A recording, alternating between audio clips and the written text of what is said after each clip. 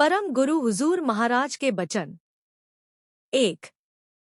दुनिया में अनेक मत जारी हैं और हर एक मत में कोई न कोई जतन वास्ते हासिल करने मुक्ति के वर्णन किया है, पर मुक्ति का भेद नहीं लिखा और न वह जतन करके जीते जी मुक्ति होती हुई नजर आती है। 2। इस सबब से मुवाफिक संतों के बचन के वह साधन जैसा चाहिए दुरुस्त नहीं है और अक्सर खुद मतलबी और रोजगारी लोगों ने जीवों को धोखा दिया। 3। जो कोई सच्चा उद्धार चाहता है उसको मुनासिब है कि पहले इस बात को तहकीक करे कि मुक्ति पद यानी जिस स्थान में पहुंचकर दुनिया और हर किस्म की देह के बंधन छूट जावें और अमर आनंद प्राप्त होवे, कहाँ है और वहां पहुंचने का रास्ता कहाँ और कैसा है और कौन जुगत से उस रास्ते पर चलना मुमकिन है। 4।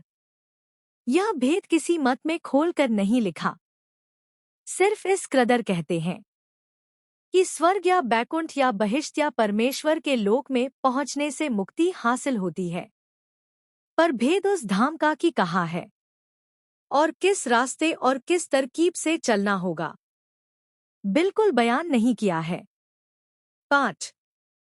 योग शास्त्र में अलबत्ता 7 मुकाम यानी 6 चक्र और उनके ऊपर सहसदल कवल 7वां लिखा है, मगर तरकीब चलने की प्राणों को रोकने और चढ़ाने के साथ लिखी है। लेकिन यह अभ्यास निहायत कठिन और खतरनाक है और गृहस्थियों से कति नहीं बन सकता, बल्कि विरक्तों से भी बनना उसका निहायत मुश्किल है। इस सबब से यह रास्ता मुक्ति का सहसदल कवल तक बिल्कुल बंद समझना चाहिए। 6। सिवाय इसके जो मुद्रा वगैरह का साधन वर्णन किया है उसमें भी चलने और चढ़ने की तरकीब साफ नहीं लिखी है, लेकिन जो कि वह साधन अक्सर ऊंचे चक्रों में किया जाता है। इस वास्ते अभ्यासी को कुछ रस और आनंद अभ्यास के समय प्राप्त होता है और मरने के बाद भी संतों के तीसरे दर्जे की हद में सुख स्थान मिलता है, पर सच्ची मुक्ति हासिल नहीं होती। 7। जिन मतों में सिर्फ बाहरमुखी साधन जारी हैं वह मुक्ति के रास्ते से बहुत दूर पड़े हैं और मुक्ति पद या किसी ऊंचे स्थान का भेद भी नहीं जानते और न चलने की जुगत से वाकिफ हैं। इस वास्ते इन मत वालों का आवागमन दूर नहीं होता और अपने कर्म और वासना के मुवाफिक सुख दुख का भोग करते हैं। 8। संत फरमाते हैं कि सच्चा मुक्ति पद वह है कि जहां माया का नाम व निशान भी नहीं है और वहां हमेशा आनंद ही आनंद रहता है, वहां हमेशा आनंद ही आनंद रहता है और जहां कष्ट और क्लेश और जन्म और मरण का जिक्र भी नहीं है।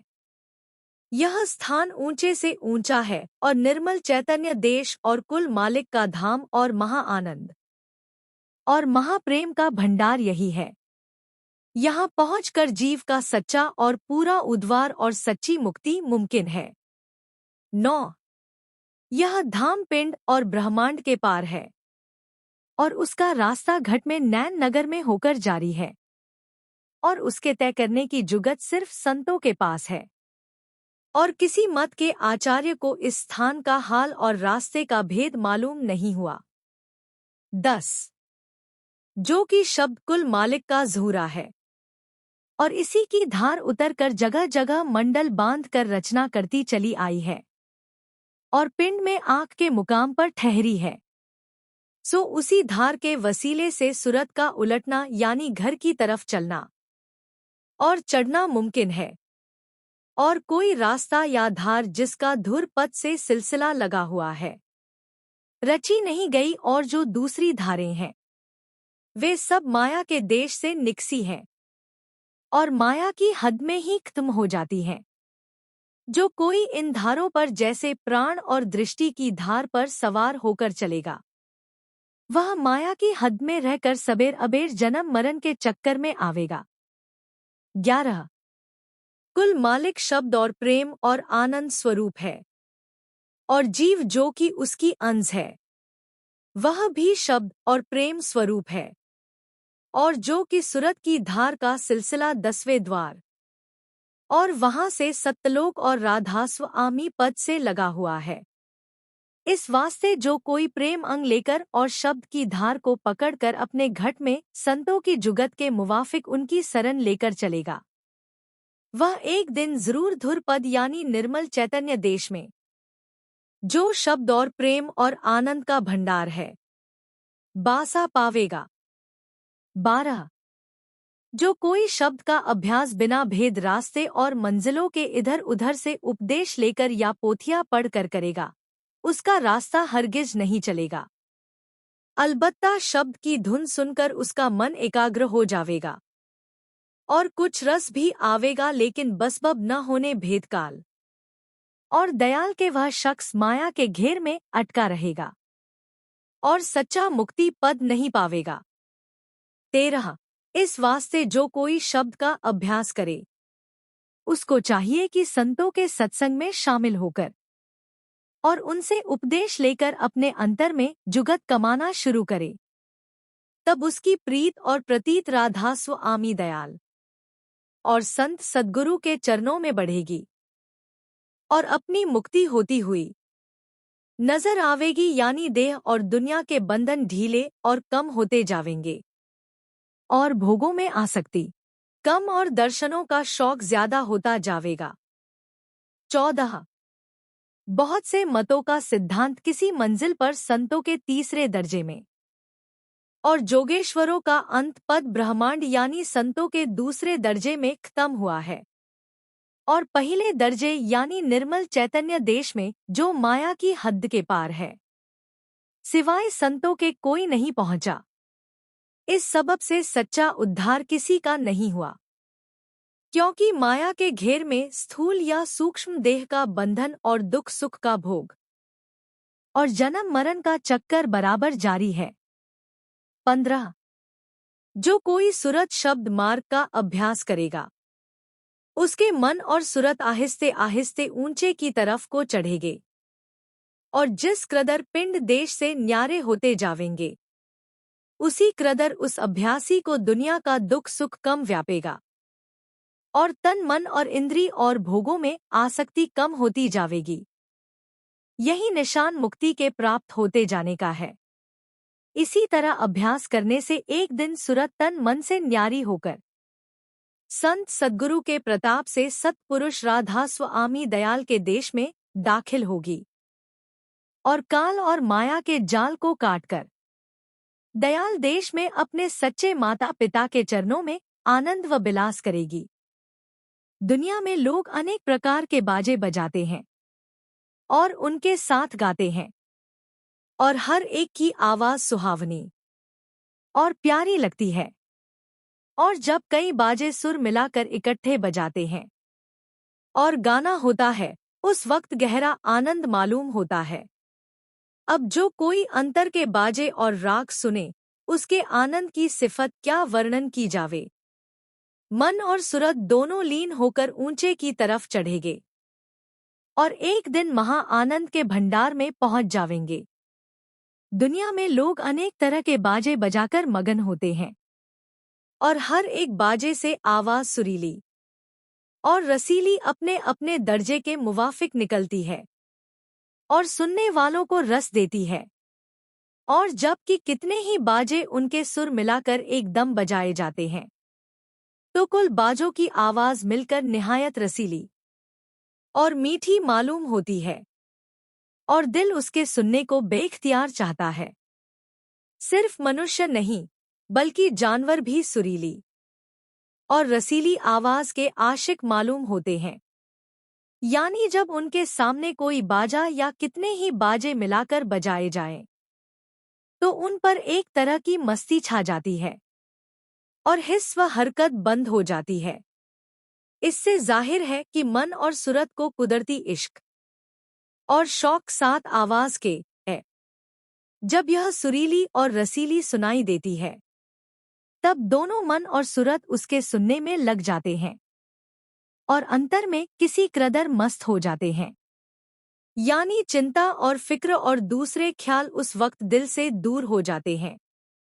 और जबकि बाजों के साथ एक, दो या ज्यादा मर्द या औरत अपनी आवाज को मिलाकर कोई प्रेम या चेतावनी या भेद के शब्द या गीत गाते हैं, तो उस वक्त ज्यादा समा बंध जाता है और सुनने वालों को बहुत आनंद मालूम होता है। और हर कोई दूर से बाजे की आवाज सुनकर उस जलसे में पहुंचकर शामिल होते हैं और रस लेते हैं। यानी सुरीली और रसीली आवाज में शक्ति है जो कि जीवों को अपनी तरफ खींचती है। और मर्द और औरत और लड़के बाले बल्कि छोटे बच्चे और जानवरों पर भी असर गाने बजाने का बराबर पहुंचता है। सबब इस खिंचाव और आसक्ति का यह है कि सूरत यानी रूह आप ही धुन स्वरूप है और शब्द से ही इसका निकास हुआ है। और शब्द यानी चैतन्य की धार के साथ ही यह हमेशा रहती है। इस सबब से जब और जहां सुरीली आवाज सुनाई देती है वहां सूरत फौरन लग जाती है और चाहे जैसा जरूरी काम हो उसको मुलतवी करके थोड़ी देर उस आवाज का रस लेकर खुशी हासिल करती है। यह सब बाजे जो कि दुनिया में जारी हैं।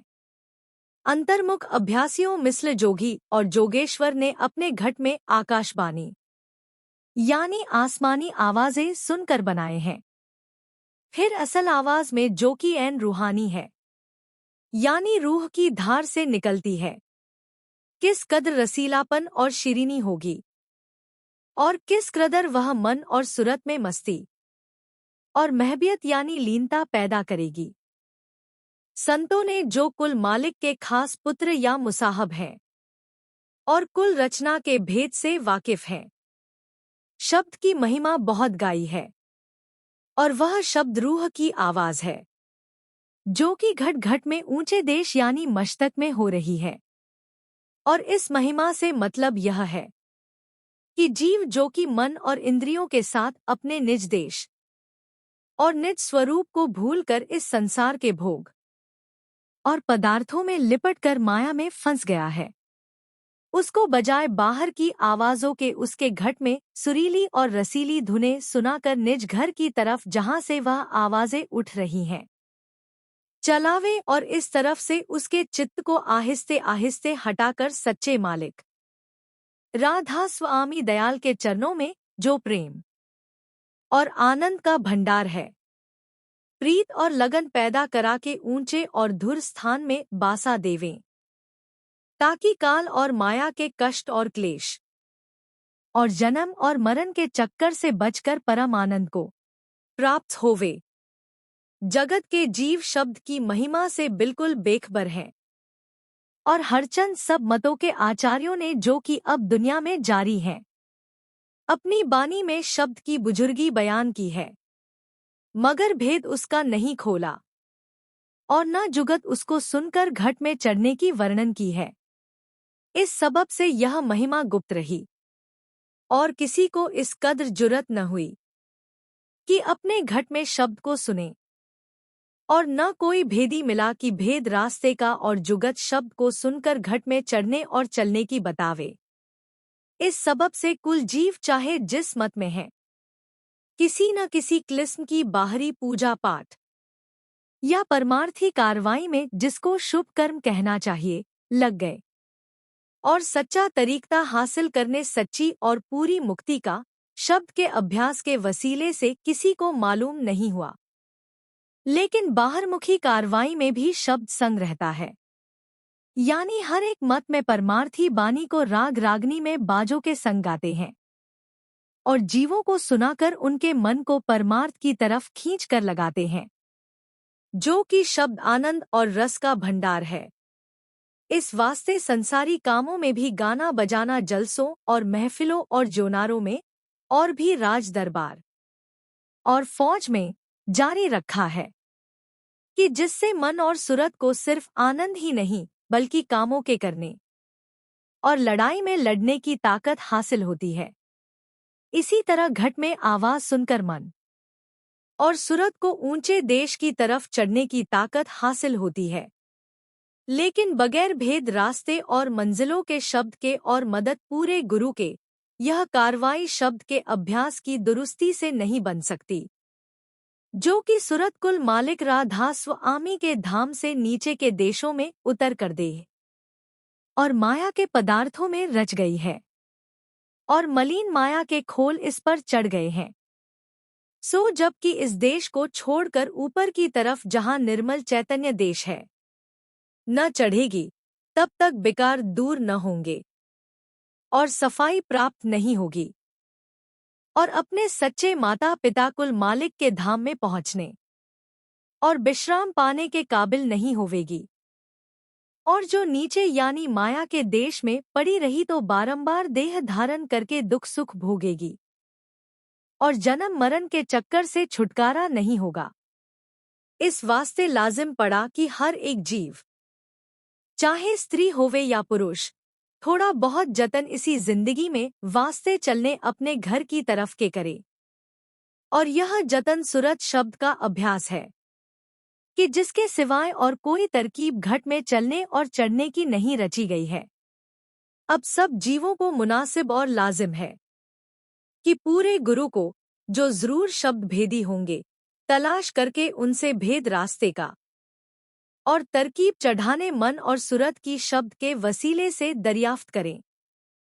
और जो वे न मिले तो जो कोई उनका प्रेमी और दर्दी सेवक मिल जावे तो उससे उपदेश लेवें और एकांत में बैठकर रोजमरे अभ्यास प्रीत और प्रतीत के साथ करें। तो दिन दिन आहिस्ते आहिस्ते चढ़ाई मन और सूरत की होती जावेगी और रस और आनंद भी मिलता जावेगा और जो शौक और प्रेम बढ़ता जावेगा। तो एक दिन संत सद्गुरु भी इसको दर्शन देकर अपनी मेहर और दया से निहाल करेंगे, यानी रफ्ते रफ्ते धुर घर में पहुंचाकर उसका कारज बनावेंगे। इसी कार्रवाई का नाम सच्चा परमार्थ है।